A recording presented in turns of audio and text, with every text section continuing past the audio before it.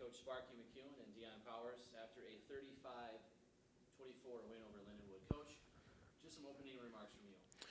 Well, hats have to go off to Lindenwood. As advertised, they were really, really tough guys. We knew coming in, and Deion, to tell you, we emphasize this being a game that we could easily lose because they're a quality ball club, well coached, and I think as our fans witnessed, they were scary, man. It's a big team, and they got a quarterback that I said he could start on any team in this conference, and the key for us was that we were able to put pressure on him and kind of get him out of his element a little bit. And I think the thing that helped us is the fact that we covered people up in the secondary. It allowed our D-line to get home and our linebackers to get home.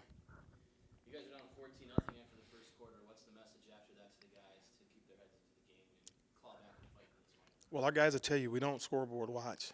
We talk about playing the full. A lot of times people tell you it's coach speak, coach talk. It's not. We don't scoreboard watch. And our guys, this group here, I like to call them a grimy group, man. They love to play football. Okay, they wanted more time on that clock. They like to go out and fly around. And but at the same time, we had to be smart.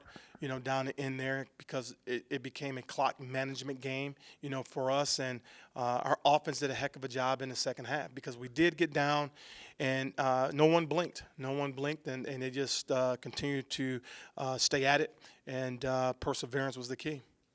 You guys did have 8 sacks on the day, 11 tackles for loss. They're a quick strike offense. All 3 of their drives were under 2 minutes. So how important was it to them to sustain a drive on their part so that you guys could get to the quarterback like you mentioned? Well, we had a true concern for their offense coming in, and Ryan, like last year, we were one of the best top teams, time of possession teams in the country. And the type of offense that we run, we have the ability to be a quick strike, but I really felt a shootout would favor them. So we kind of wanted to take the air out the ball, play 4 corners a little bit, and keep the ball away from their star receiver and their quarterback, and because they're used to slinging it around. And that's not our game. We can throw when we need to, as witness, but right now we're still getting DeAndre Ford's feet wet here, and he's starting to get more comfortable in our offense, as you witnessed today. And Deion, for you, a couple big plays in particular. The first play of the game for them, you recover a fumble. Go through that play for us. Yeah, we had a quarterback sneak pretty much, and our D-line put some pressure on him and got the ball out. I just happened to be in the spot to get the ball. Got the ball back for the offense, try to get them to go get 6 for us. And then the last play that you made was a 49-yard interception return. Yes, sir. Go through that. That really sealed the win. Man, I've been waiting on that for real. I just ended up in the right spot and had a nice little lead blocker, Kai Black. That's probably the best person you want running in front of you on that type of return. Your defense, again, really, really stout and did the job in the second half. You guys outscored Lindenwood 25-3 in the fourth quarter. How big of a win is this for you guys? This is huge, man. Throughout the game, we were just talking about accountability. Anytime somebody missed a play, we were just on their heads, making sure they come back the next play and doing their job. And then, Coach, back to you. DeAndre Ford with 3 touchdown passes. I think early he was a little erratic, missing guys.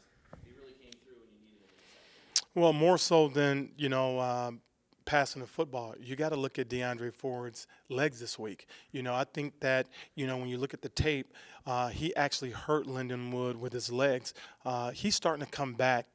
He hasn't played football in a few years because when he went down last year, we didn't have him for the spring. So we lost him for the entire season, then we lose him for the spring, and now he's getting settled in there. He had 84, 85 yards rushing. Guys, they were all big runs every time he ran the football. So the attack is starting to open up. The guys are starting to understand the philosophy of our scheme and what we want to do here. We have some weapons here. We got backs, we got receivers, and we got a good solid line. We just got to put together a 4-quarter game. Now you guys move forward to the Fair State contest. They're currently number 2 in the country. What do you expect out of the Bulldogs this week? Well, it's Fair State. Our guys are familiar with them. Nothing but mad respect for Coach Anise and their ball club, and we're going to enjoy this one.